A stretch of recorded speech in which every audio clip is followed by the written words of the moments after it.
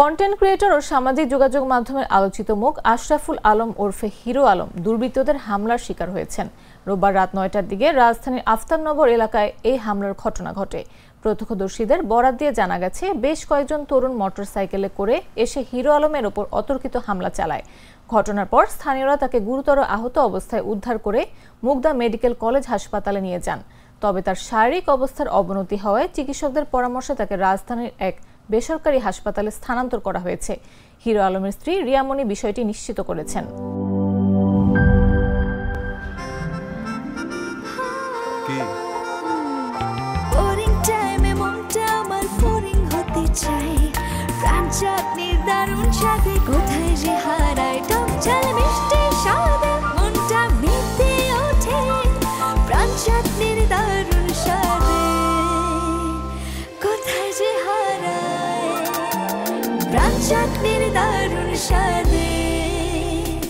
প্রাণ চাটনি, স্বাদের জাদু।